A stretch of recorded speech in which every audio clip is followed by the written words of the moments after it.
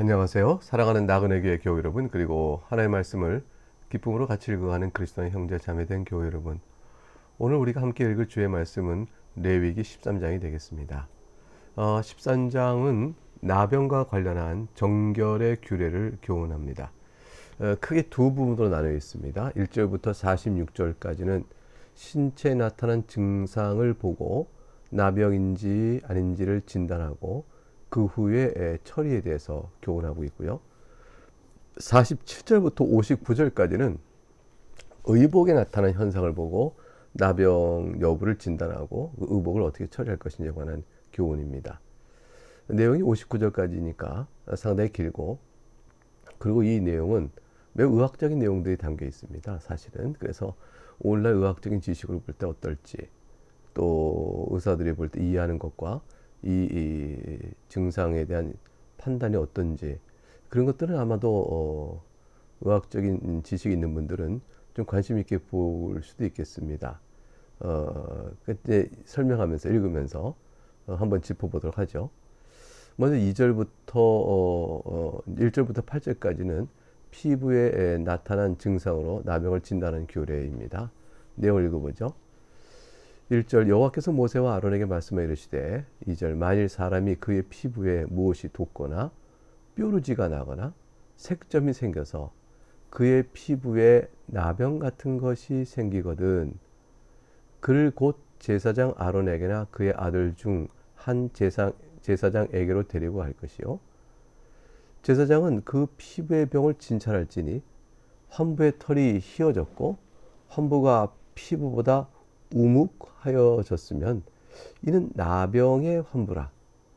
제사장이 그를 진찰하여 그를 부정하다 할 것이요 피부에 색점이 희나 우묵하지 아니하고 그 털이 희지 아니하면 제사장은 그 환자를 이레 동안 가두어 둘 것이며 이레 만에 제사장이 그를 진찰할지니 그가 보기에 그 환부가 변하지 아니하고 병색이 피부에 퍼지지 아니하였으면 제사장이 그를 또 이레 동안을 가두어 둘 것이며 6절 이레 만에 제사장이 또 진찰할지니 그 환부가 엷어졌고 병색이 피부에 퍼지지 아니하였으면 피부병이라. 제사장이 그를 정하다 할 것이요 그의 옷을 빨 것이라. 그리하면 정하리라. 7절 그러나 그가 정결한지를 제사장에게 보인 후에 병이 피부에 퍼지면 제사장에 다시 보일 것이요 제사장은 진찰할지니 그 병이 피부에 퍼졌으면 그를 부정하다 할지니라. 이는 나병입니다. 어떻습니까? 여러분 가운데 의학직이 있으시면 이런 내용을 읽어보고 이런 피부에 나타난 증상을 보고 바로 나병이다 이렇게 판단을 내릴 수 있을는지요? 진단을 내릴 수 있겠습니까?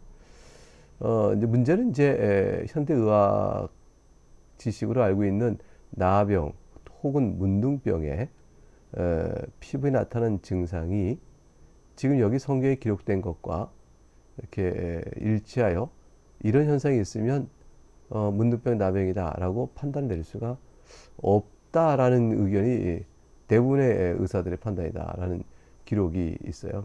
성경 이제 학자들이 묻고 연구했겠죠.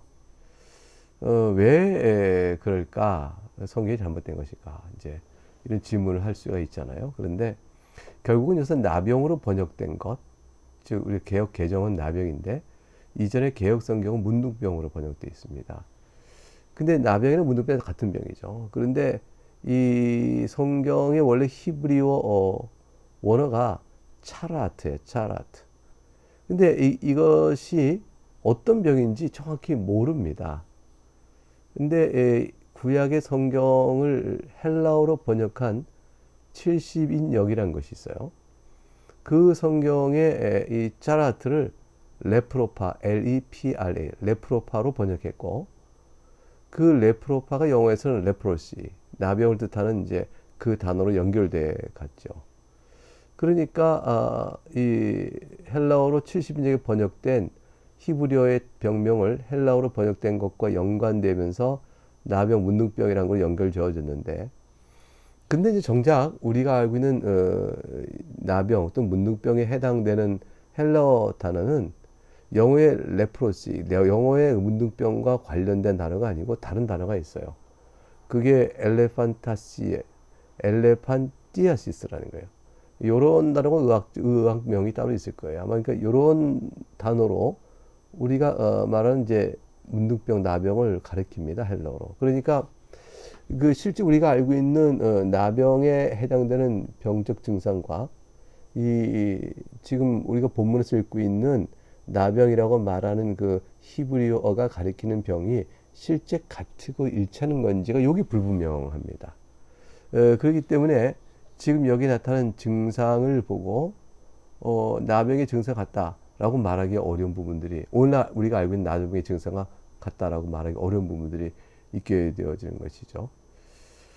그래서 이제 그 성경학자들은 그런 이제 여러 의견들을 종합해서 여기 나온 이제 나병으로 번역된 병 짜라트를 아주 그 감염성이 매우 높은 피부병의 질환 중에 하나로 생각을 합니다. 그것도 괜찮겠다 생각합니다. 악성 피부병이죠. 감염성이 높은 악성 피부병으로 보는 것이 더 적절하지 않은가라는 의견들도 있습니다. 그래서 그렇게 볼 수 있겠죠. 근데 중동 그 지역에 예로부터 이제 그 나병에 걸리면 그 죽을 병이잖아요. 격리되어지고 또 우리나라도 옛날엔 그 얼마나 나병이 많았어요. 그러니까 이제 나병이 많았던 시절에 이 악성 피부병이라는 것보다 좀 더 심한 그 어떤 의미에서 나병에 가까운 어떤 것일 수 있겠다 생각을 해도 내용을 읽었는데 큰 어려움은 없겠습니다. 중요한 점은 하나님께서 이 질병이 뭔지 모르지만 질병을 피부의 증상을 보고 판단할 수 있도록 지혜를 주셨다는 것이고요. 그래서 그 질병으로 인하여 그 거룩한 공동체가 전임이 되어서 어려움을 겪지 않도록 막아주시는 보호의 손길을 주셨다는 것이고요. 그래서 그 광야를 지나오는 공동체 그리고 가나안 땅에 가서 사는 공동체 안에 그런 어려움들이 없도록 이걸 막아주셨어요. 그러니까 이것은 나중에 나병에 걸린 자가 거룩한 공동체에서 진영 밖으로 나가 격리돼 살아야 됩니다. 이게 죄악의 요소가 거룩한 공동체로부터 끊어지게 되는 것과 같은 이제 유비가 있게 되어지죠. 하나님께서 이제 그런 맥락 속에서 공동체의 보호와 또 정결과 거룩을 위해서 이제 이런 병들의 경우 공동체 전체에 해악을 끼칠 것을 같을 때 증상을 판단하여 미리 격리시키고 보호하도록 조치를 취해줬다. 이 병이 어떤 병이든지 이러한 조치가 필요한 병은 맞다라는 것은 사실이겠죠. 예, 우리는 이제 우리 한글 개역 개정에 나와 있는 대로 나병으로 번역된 대로 나병을 따라서 본문을 읽어가면서 또 그렇게 이해하겠습니다. 그렇게 이해하고 적용해서 보더라도 그것이 주는 영적 교훈은 여전히 동일하므로 우리가 이해하는 데 큰 어려움은 없겠습니다. 그 정도로 이해하고 이제 나머지 내용을 읽어갈 텐데요. 나머지 내용에는 사실 저도 그 나와 있는 글 자체를 보고 왜 그렇게 해야 하는지 또 그건 어떤 현상을 말하는 것인지에 대해서는 잘 모릅니다. 그래서 내용을 잘 읽어가면서 이렇게 하시고 이런 경우는 이렇게 하라고 이런 경우는 이렇게 하라고 말씀하셨구나. 하나님께서 이스라엘을 보호하시는 말씀이시구나. 이렇게 우리가 그 뜻을 헤아려 생각해 보며 가면 좋지 않겠나 싶습니다. 이제 9절부터 17절은 생살이 나타난 현상을 보고 그 증상을 보고 나병 여부를 판단하는 규례가 나옵니다.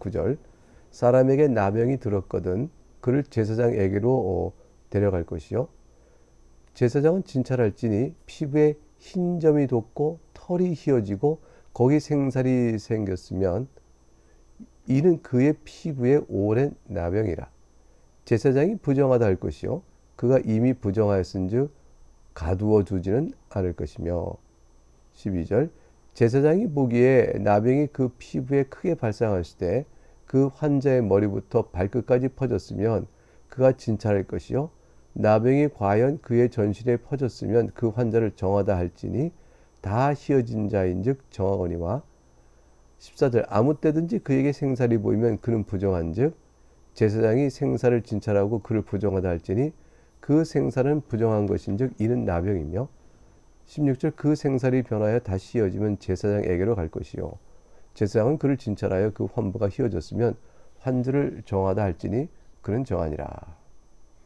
네, 18절 23절은 종기와 관련돼서 나병 진단 여부를 진단을 하는 규례입니다. 18절 피부에 종기가 생겼다가 나았고 그 종처에 흰 점이 돋거나 희고 불구스름한 색점이 생겼으면 제사장에게 보일 것이요 그는 진찰하여 피부보다 얕고 그 털이 희면 그를 부정하다 할지니 이는 종기로 된 나병의 환부임이니라.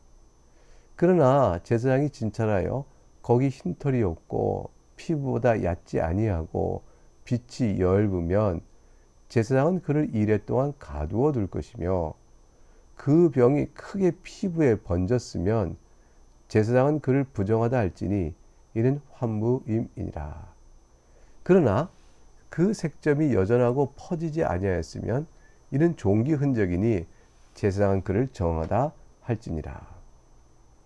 이제 이어 24절부터는 28절까지 화상을 입었을 때와 관련하여 나병의 여부를 진단하는 규례입니다.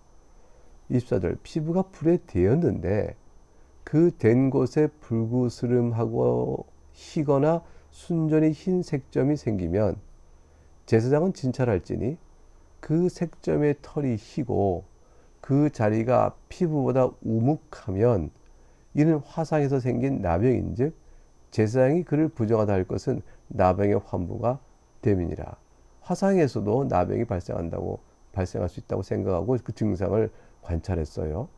26절 그러나 제사장이 보기에 그 색점에 흰털이 없으며 그 자리가 피부보다 얕지 아니하고 빛이 엷으면 그는 그를 이레 동안 가두어 둘 것이며 이레 만에 제사장이 그를 진찰할지니 만일 병이 크게 피부에 퍼졌으면 그가 그를 부정하다 할 것은 나병의 환부임이니라.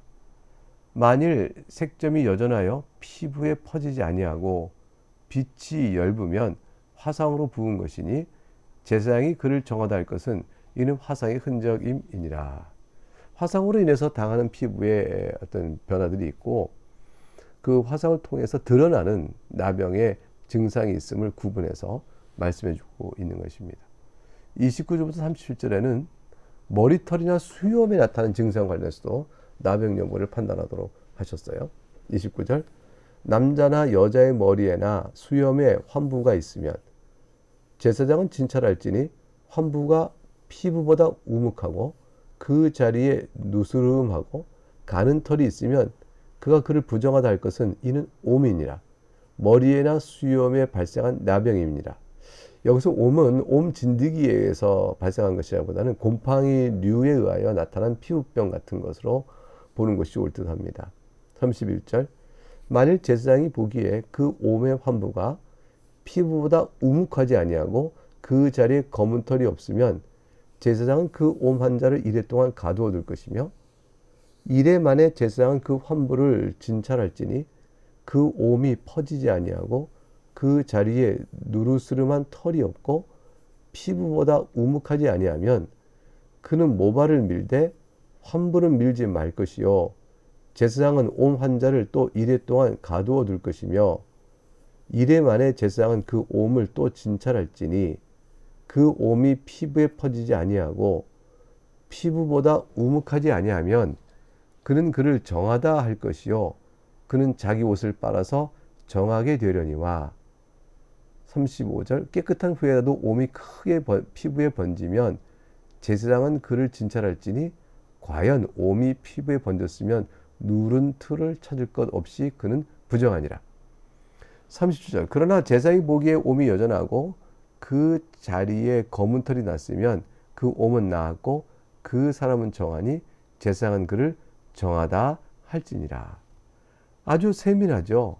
뭐 피부에 나타나는 것을 보고 또 종기에 나타나는 현상 또는 생살이 나타나는 것 다쳤다가 뭐 이렇게 뭐 상처가 있다가 또는 뭐 곰팡이 같은 것을 씌었다가 생살이 나타났을 때는 어떻게 하냐 그리고 종기에 관한 종기도 또 나왔다가 어떤 현상이 있는지, 화상을 입었다 할지라도 화상으로 인한 염증이 생길 텐데 그거 말고 다른 염증 현상을 보고 또 판단한다는 것, 심지어는 머리털이나 수염이 나타나는 증상을 보고도 판단한 등등등 아주 세밀하게 판단하여 이 나병에 대한 경계를 철저히 하셨으면 알 수가 있습니다.